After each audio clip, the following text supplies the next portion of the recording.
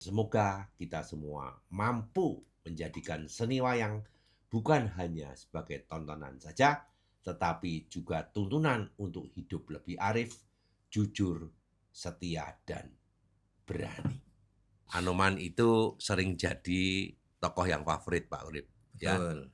Apa pesan kehidupan dari Anoman? Dijadikan sebagai utusan untuk menghadapi, untuk menenteramkan, untuk membantu semua yang sedang dalam keadaan kesusahan. Hmm. Pak Grego sangat mengidolakan Anoman aja. Ya, karena senang sekali dia Iya, itu pemberani, iya. jujur, dan nggak bisa mati, Pak. Betul. Sampai tuanya itu sampai menduto.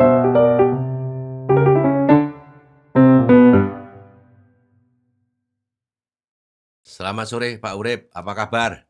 Baik, alhamdulillah sehat Pak Grego. Selamat sore. Selamat sore. Jadi kita lah sudah lama nggak ketemu ya Pak ya. Ya lumayan, Pak. Terima kasih mau datang ke studio saya. Saya terima kasih sekali sudah diundang dan bisa hadir di sini. Kehormatan buat saya, Pak Grego. Oke, Pak Urip, hari ini saya tuh pengen mendengarkan cerita Pak Urip tentang tokoh-tokoh Ramayana itu. Ya, ada 5 tokoh. Ada Rama, ada Sinta, ada Laksmana, ada Hanoman, dan yang terakhir ada Rahwana.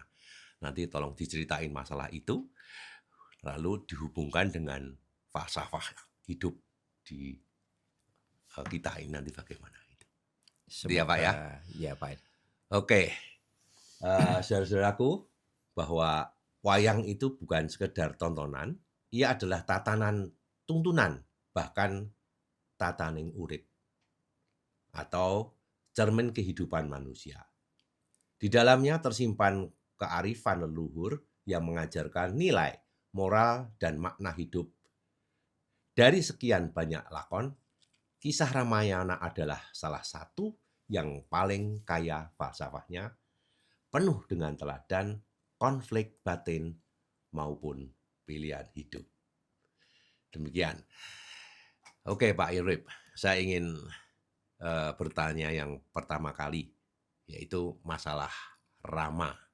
Ya, Silakan, Pak. Pak Urip, kalau kita melihat sosok Rama, apa nilai falsafah yang bisa kita ambil untuk kehidupan sehari-hari? Monggo Pak. Baik, Pak. Ramayana sendiri adalah sebuah karya Empu Walmiki, itu sebuah karya sastra yang sangat tinggi sekali. Hmm. Yang di situ Ramayana adalah Rama dan Ayana. Rama itu sendiri adalah Prabu Rama, terus Ayana itu sebuah perjalanannya Rama. Artinya perjalanan. Jadi perjalanannya Rama. Jadi dalam kisah Ramayana ini adalah sebetulnya itu hanya lurus pada perjalanan hidupnya Rama. Hmm. Nah, kita pun sebetulnya nanti bisa kalau mendengarkan mengikuti kisah Ramayana itu kita bisa seolah-olah sebagai ramanya, Wow, sebagai ramanya. Jadi, keren nah, loh. iya, nanti jadi apa dan kita sebetulnya akan melakoni apa yang sudah dilakoni oleh Rama itu sendiri. Hmm. Jadi Rama itu di situ dalam Ramayana itu sendiri kan ada perjuangan untuk memenangkan dari keangkara murkaan. Terus ada kisah juga di situ ada percintaan, ada kisah kesetiaan, ada cinta sebuah pengabdian kepada negara dan kepada orang tua di situ. Hmm. Jadi cukup banyak sekali ininya cita-citanya. Nah untuk Rama sendiri itu anak Prabu Dasarata di kerajaan Ayodhya, Pak. Hmm. Mungkin untuk untuk Rama sendiri itu sampai dia untuk mendapatkan wanita pujaannya ini sampai dia mengikuti sayembara, Iya. mengangkat busur panah dewata, yang akhirnya dia bisa memenangkan dan bisa mendapatkan istrinya Sina namanya. Hmm. Jadi itu nanti dinamika hidupnya itu kompleks banget Pak di situ. Kompleks sekali dinamika kehidupannya itu. Dan itu seolah-olah itu sebetulnya apa yang sudah dialami oleh Rama nanti betul-betul dialami oleh kita. Hmm. Rama itu tipenya adalah sosok yang setia akan janji, betul ya Pak Urip ya? Betul, Pak. Gimana Pak ceritanya itu?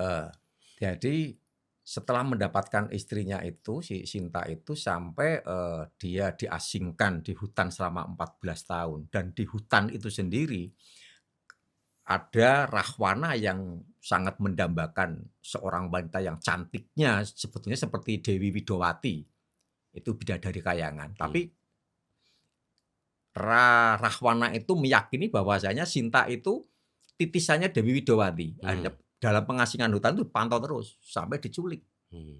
Sampai diculik. Nah, ketika sampai diculik lama sekali nggak tahu entah kemana. Itu Rama pun itu dengan perjuangan kerasnya, karena kesetiaan, karena cinta, sampai mengorbankan apa saja, semua hal dilakoni karena demi untuk mendapatkan lagi Sinta yang sudah diculik sama Rahwana. Itu kenapa Pak? Ceritanya kok sampai diasingkan selama 14 tahun di hutan itu kenapa Pak?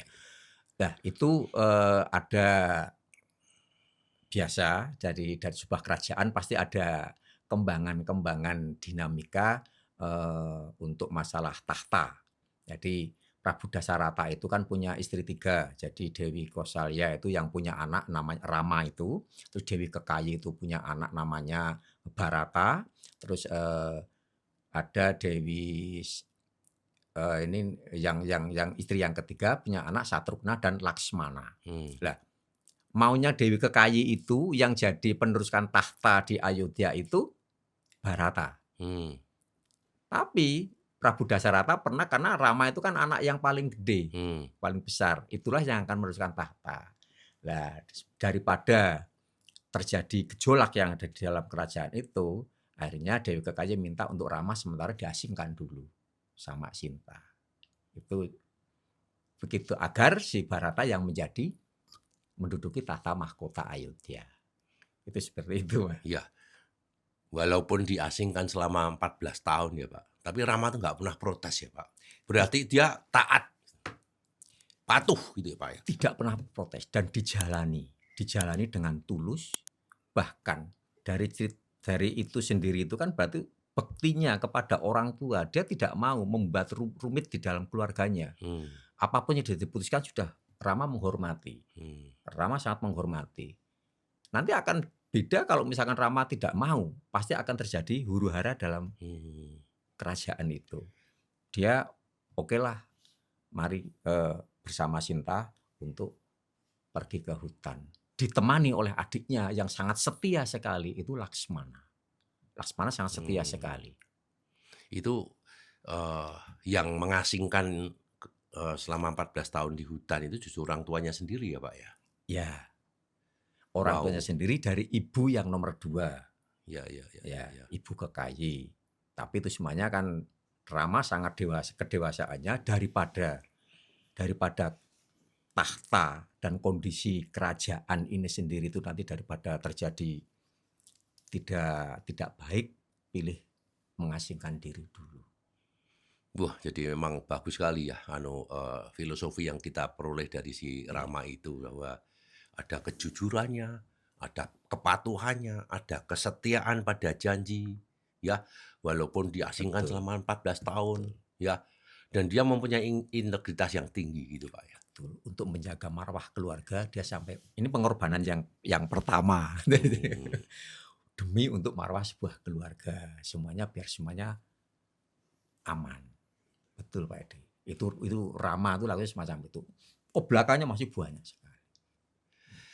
Oke, yang pertama Rama. Jadi saya simpulkan ya Pak Urip, saudara-saudaraku, marilah kita contoh sosok Rama, ya, bahwa Rama itu adalah simbol kesetiaan dan integritas.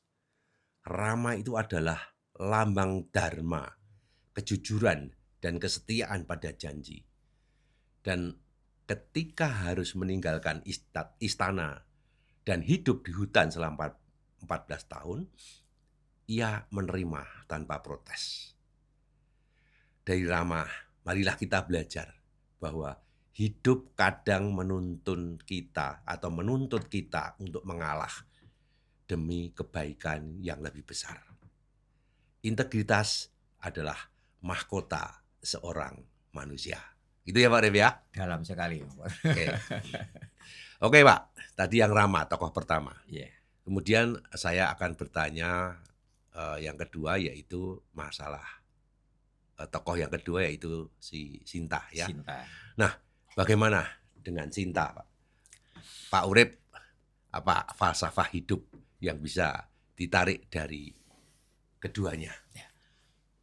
Kalau menurut saya, Sinta itu dalam kisahnya itu kan itu anaknya Prabu Janaka. Itu putri dari kerajaan Mandili. Hmm. Ya. Ya, kalau memang orang tua sudah menyatakan ini ada sayembara, siapapun yang memenangkan itu adalah jadi istrinya, artinya dia sendiko dawuh. Jadi dia menurut saja pada orang tua. Dan setelah sudah mendapatkannya, sudah memang Rama yang memenangkan, dia pun bersumpah, berjanji, setia sehidup semati untuk mendampingi Rama. Dan dia pun tidak banyak menuntut, artinya bayangan kita kan kalau misalkan sudah jadi istri calon putra mahkota, kan ya pasti enggan untuk pergi kemana-kemana, misalnya tidak hidup di kerajaan. Tapi ini harus baru pulang ke kerajaan, harus sudah mengasingkan diri, diajak mengasingkan diri, itu pun juga menurut. Jadi kalau menurut saya Sinta itu simbol dari sebuah kesetiaan yang kepada suaminya, artinya dalam perjalanannya Rama bayangannya itu indah, manis, jadi putra mahkota, nggak taunya loh kok jadi begini, harus diasingkan ke hutan. Dia pun tidak ada suwolo, artinya tidak, pokoknya setia kepada Rama, dan karena itu Rama sudah merupakan guru lakinya, suaminya, kemanapun dia pergi harus mendampingi, dan baktinya juga bisa nanti dipertanggungjawabkan pada sampai akhir hayatnya si Sinta. Padahal itu ya, kalau dia tidak mau mengikuti Rama pun dia akan hidup dengan kemewahan di istana. Iya. Ya. Dia putri kerajaan. Putri kerajaan sebetulnya. Iya. Tapi apapun yang terjadi di hutan pun dengan keadaan seperti itu, jadi kan dia tetap mau. Dalam realita hidup itu kan atas sama bawah, Pak. Posisinya di atas, dan ini Sinta harus mengalami hidup di hutan, kan sangat bawah sekali, sangat jauh dari kondisi yang ada. Lah itu realita yang bisa kita tarik nanti akan di situ, yang ranah yang sudah terbiasa hidup yang sangat tercukupi, tapi itu harus hidup dengan atas bawah, Pak. Ya. Itu jarang ya Pak, orang yang mau seperti itu.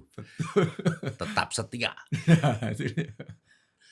Selama 14 tahun harus mengikuti Rama di hutan nih. Ya. Itu Sinta di babak pertama sampai di hutan itu. Lalu ada cerita lagi Pak, Sinta sempat diculik oleh si Rahwana itu. Oh ya, karena memang sangat cantik sekali Sinta itu, sangat cantik sekali.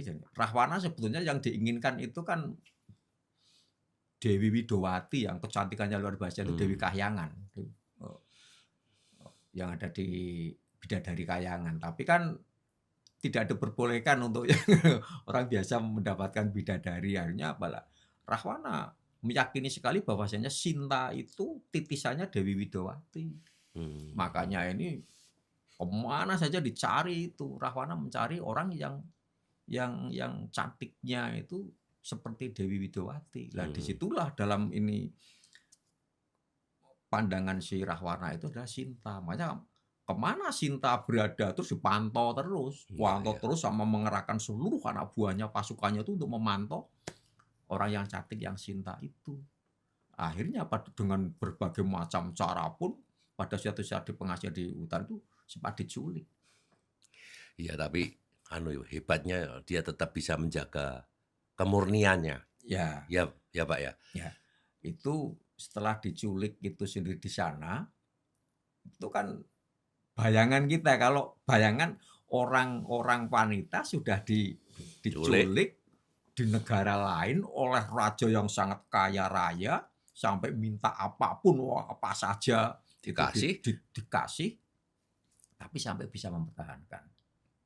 Memang ada yang untuk menjaga di Taman Argasinta itu di negara Alengka itu dijaga oleh satu ada keputren yang untuk menjaganya. Tapi betul-betul sama sekali bahkan sampai bersumpah tentang akhir ininya kan sampai bersumpah. Mungkin melihat suaminya kayak seperti tidak masuk akal kalau mungkin diragukan tentang kesuciannya. Pada akhir hayatnya Sinta itu bersumpah untuk membuktikan kesuciannya. Oke, saudara-saudaraku, apa falsafah yang kita bisa peroleh dari sosok Sinta itu? Bahwa Sinta itu adalah merupakan keteguhan hati dan kemurnian jiwa. Sinta walaupun diculik Rahwana, namun tetap menjaga kesetiaan pada Rama. Meski digoda dengan segala macam kemewahan, ia memilih setia. Dari Sinta kita belajar kesetiaan dan kemurnian hati lebih berharga daripada kekayaan dan kekuasaan. Baik Pak Urip, itu tadi sosok yang Sinta ya Pak ya.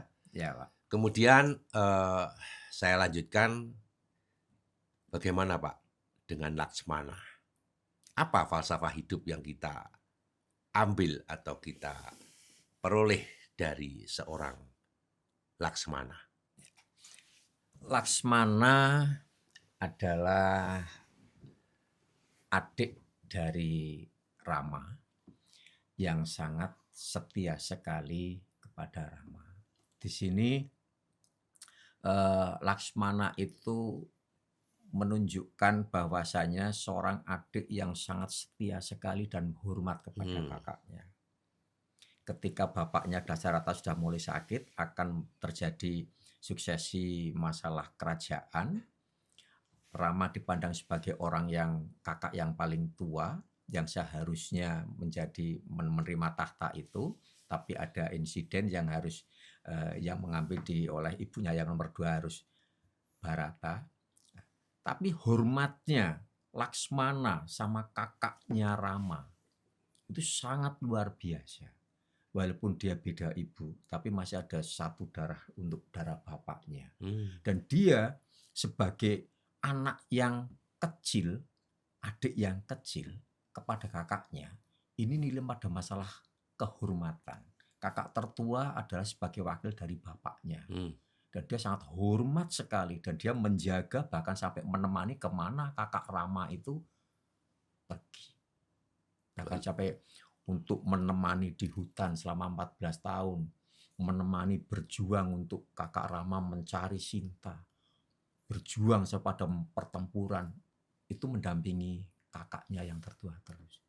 Jadi kalau Laksmana itu sendiri, itu nilai persaudaraannya, penghormatan kepada kakaknya dan persaudaraannya itu sangat. Kebanyakan kalau di tahta itu kan malah justru pada berebut Pak, berebut tahtanya. Tapi justru ini enggak. Ada suatu misalkan yang tua, yang ini itu sangat hormat sekali. Walaupun dengan ibu yang berbeda atau kakak tiri gitu ya Pak Iya, ya. iya. Ya. Tapi biasanya kalau anak tiri yang satu dengan yang lain itu kan saling berebut begitu, tapi Laksmana tetap sangat hormat sekali. Kan biasanya kan di alam kita kan kadang nanti ada rebutan apa pasti kan biasanya semacam itulah. Kan nanti itu kan mengerikan kalau dalam dunia yang nyata itu kan berarti rebutan masalah warisan dan kan sangat sekali.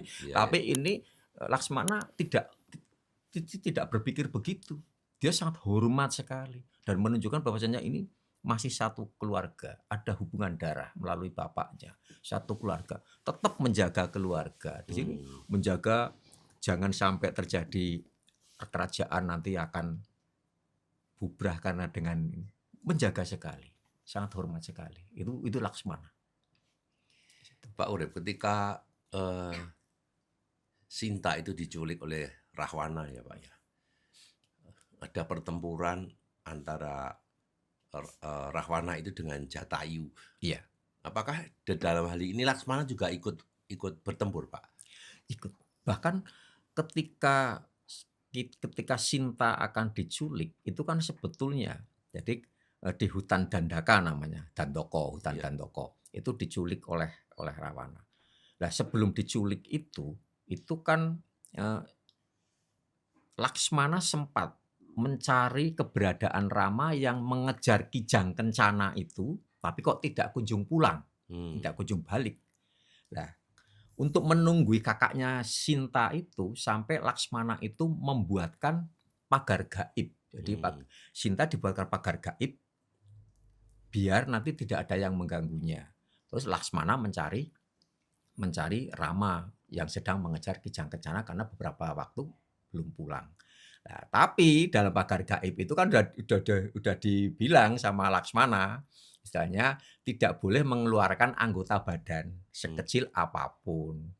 Namun dengan rekayasa Rahwana, bagaimana caranya mendapatkan Sinta, akhirnya apa? Rayuan. Mencoba untuk menjadi seorang tua yang minta-minta makan gitu. Akhirnya apa? Saking tidak teganya Sinta Iya. melihat orang tua yang kelaparan, kehausan, minta gitu. Akhirnya apa? Tidak sampai hati oleh Sinta, dikasihlah makanan. Lah begitu kasih, tangannya keluar. Dari Lah lingkaran disitulah, itu ya. disitulah keluar dari lingkaran Iya. gaib itu, langsung lingkaran magis lah, lingkaran gaib itu langsung bisa diculik. Lah ketika itu terus akhirnya Rama sama Laksmana kan begitu sudah ketemu sama Rama terus mencari terus, cari terus sampai nanti sampai ketemu sama Jatayu. Jatayu di pinggir pantai jatuh. Lalu ditanya bahwasanya yang menculik siapa? Yang menculik adalah Rahwana. Disitulah baru-baru. Tapi Rahwana di seberang sana jauh. Nah ini kan juga kebingungan juga. Itu saat itu sedang hanya berdua, Rama dengan Laksmana. Wow. Ya, belum ketemu sama siapa yang akan membantunya. Itu baru Rama dengan Laksmana. Setelah itu ditanya, Jatayu kan mati karena sudah kalah kena pedangnya Rahwana. Dia berdua. Ya. Berdua. Hanya Rama dengan Laksmana belum menemukan untuk yang membantu. Baik. Nanti disitulah nanti akan ketemu Anoman. Ya. Teman sahabat pertama yang membantunya. Hebat. Oke, saudara-saudaraku, apa yang kita peroleh dari tokoh Laksmana ini? Bahwa Laksmana itu merupakan kesetiaan persaudaraan. Laksmana itu selalu mendampingi Rama, bahkan rela berkorban demi kakaknya. Falsafahnya jelas, yaitu bahwa dalam hidup saudara, sahabat, dan keluarga adalah merupakan kekuatan, kesetiaan, dan persaudaraan itu adalah menjadikan perjalanan hidup kita akan lebih kokoh. Itu ya Pak Urip ya. Betul sekali. Oke, sudah 3 pertanyaan. Sekarang ke tokoh yang utama, yaitu Anoman Pak. Anoman. Nah, Anoman itu sering jadi tokoh yang favorit Pak Urip. Ya. Betul. Apa pesan kehidupan dari Anoman yang harus kita ikuti Pak ya? Anoman itu tokoh lintas zaman. Jadi dari zaman Ramayana sampai sekarang pun itu kan di Mahabharata Anoman masih ada. Artinya ya sekarang kita kan hidup sudah setelah Mahabharata. Anoman itu anaknya Dewi Anjani. Anaknya Dewi Anjani yang itu merupakan titisannya Bathara Guru. Tapi diasuh oleh para dewa. Diasuh oleh Bathara Bayu, Bathara Wisnu. Jadi makanya namanya ada Bayu Putra, ada Guru Putra, ada Maruti itu kan. Maruti itu kan angin dan segala macamnya. Nah, karena diasuh oleh dewa-dewa itu sendiri, karena jadinya mereka kesaktiannya itu sangat luar biasa. Hmm. Dan Anoman sendiri itu seolah-olah kayak sebuah utusan, kayak utusannya para dewa, bahwasanya engkaulah, Anomanlah yang akan bisa menyeimbangkan Hmm. alam. Menyeimbangkan alam. Karena apa? Di alam jagat raya itu pasti nanti ada keangkaramurkaan Hmm. dan nanti pasti ada kebaikan. Ini harus berimbang. Soal berimbangnya persentasenya nanti ya kalau mestinya banyak kebaikannya. Nah, tapi ini Anomanlah yang seolah-olah itu kalau mengikuti dari itu, kenapa diasuh oleh dewa-dewa yang sangat banyak sekali dan berikan sebuah kekuatan, baik kekuatan secara visual maupun juga secara strategisnya kan sangat ini sekali. Jadi seolah dia dijadikan sebagai utusan untuk menghadapi, untuk menenteramkan, untuk membantu semua yang sedang dalam keadaan kesusahan. Hmm. Istilahnya kayak dijadikan kayak penolong dalam segala hal. Makanya dalam ketemu sama Rama pun Hanuman itu juga sangat total sekali untuk membantunya. Membantu dengan tulus ya Pak ya. Sangat tulus sekali. Tidak ambisi untuk apa, Tidak punya pamrih apapun, Hmm. kecuali hanya untuk kebaikan, menyeimbangkan antara kebaikan dan keangkaramurkaan. Menyeberang lautan pun dijalani ya Pak ya. Iya. Jadi Demi untuk membantu. ketika sudah bertemu dengan Rama dan Laksmana untuk mencari, kan kebingungan Rama sama Laksmana untuk menyeberangi lautan, menyeberang ke negara Alengka, kan kebingungan di situ. Ya. Bertemulah dengan Hanuman. Pertama kali bertemu dengan Hanuman, Rama dan Laksmana. Ketika itu Hanuman pun juga mengenalkan saudaranya, ada saudaranya lagi, ada Sugriwa, di situ ada di Kiskenda.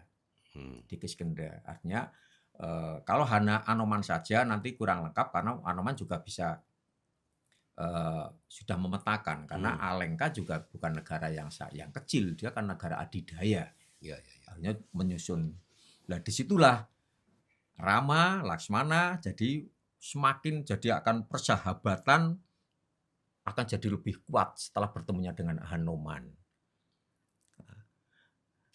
Dan disitulah juga untuk Anoman itu sendiri dengan Rama nanti ada nilai-nilai, kan pasti setelah dijadikan sebuah pasukan berkumpul semakin orang banyak, kan pasti nanti akan banyak juga permasalahan, Pak.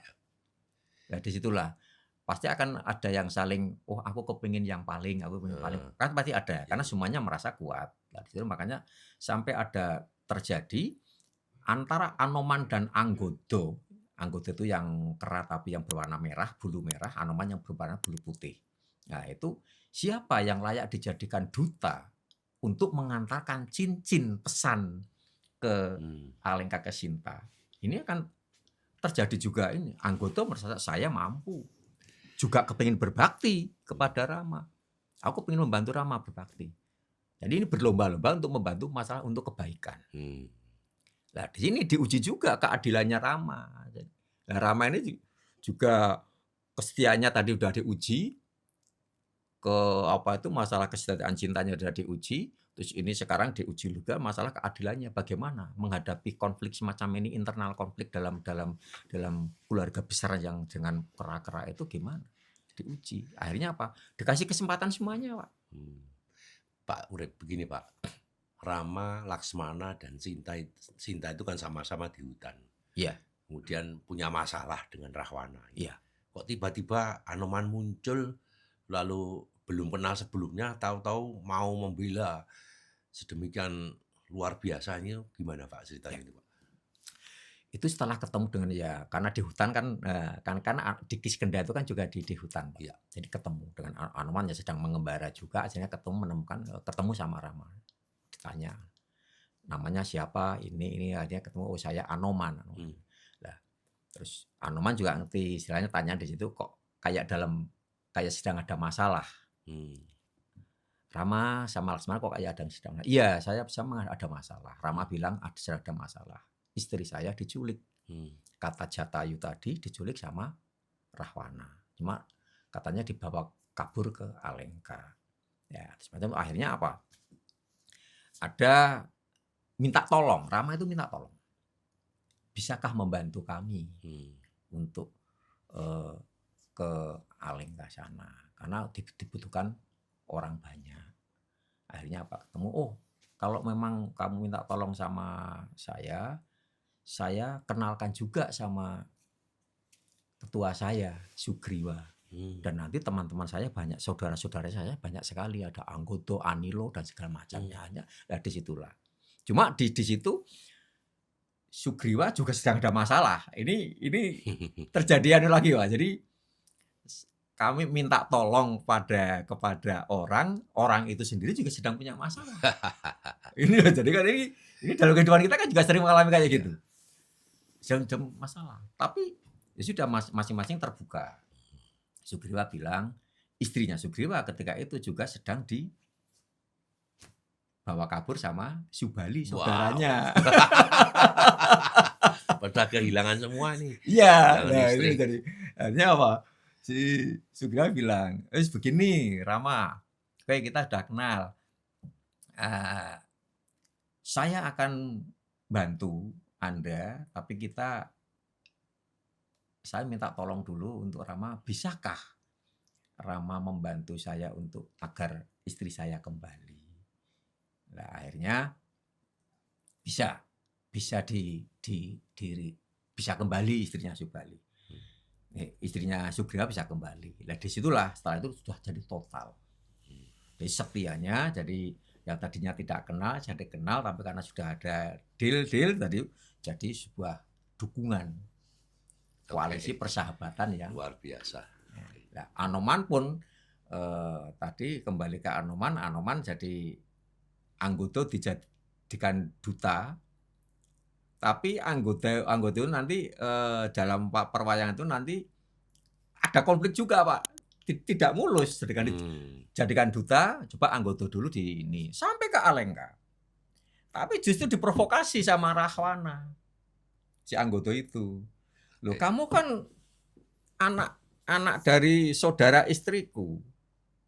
Lah kenapa kamu kesini kok malah mau melawan saya? Harusnya kamu membela saya, nggak melawan saya. Lah kamu anaknya kan, kamu bisa aja kayak keponakan saya. Nah kenapa kamu? Bingung anggota itu. Akhirnya malah terprovokasi, malah balik pulang ke Rama, malah dengan tangan kosong. Wah, luar biasa. Jadi baik ya Pak Urip. Jadi coba saya simpulkan ya, saudaraku, bahwa Anoman itu memang sering jadi tokoh favorit, termasuk saya memfavoritkan si Anoman itu. Karena apa? Saya kalau membaca ceritanya itu keberaniannya luar biasa dan pengabdiannya itu luar biasa. Anoman itu membantu itu tanpa pamrih. Anoman tidak punya ambisi pribadi. Ia berani melawan Rahwana, bahkan menyeberangi lautan, juga membakar Alengka demi misi mulia. Ya, jadi Hanuman itu mengajarkan kita bahwa keberanian sejati itu lahir dari pengabdian, bukan dari kesombongan. Betul ya Pak ya? Betul sekali. Hanuman tidak pernah sombong. Tidak pernah sombong. Pamrih juga tidak ada, kecuali hanya semuanya hidup dengan damai. Oke, baik Pak Urip.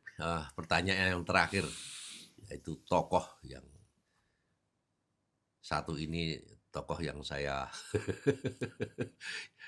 kurang suka, yaitu Rahwana. Ya, Pak. Ramayana itu juga menampilkan tokoh antagonis seperti Rahwana ya Pak ya. Iya, betul. Tapi juga nggak apa-apa. Apa makna falsafah dari sosok Rahwana bagi kita nih Pak? Ya.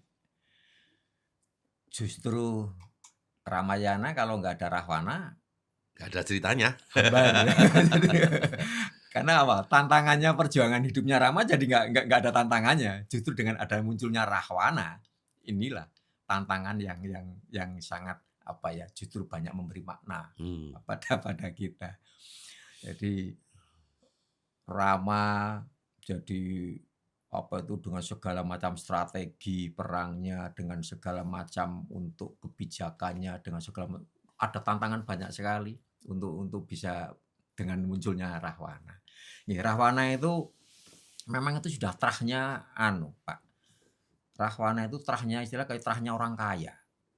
Anaknya Resi Wisrawa itu Jalengka itu makanya dilihat dari pakaiannya aja itu kan wah rempio-rempio gemerlap gitu loh. Itu wayang-wayang Rahwana dan keluarganya itu orang kaya. Jadi istilahnya yang mau dikejar itu tadi mau mencari istri yang secantik bidadari. Hmm. Terus apa saja wis pokoknya masalah harta, masalah apa saja pokoknya demi untuk kesukaannya.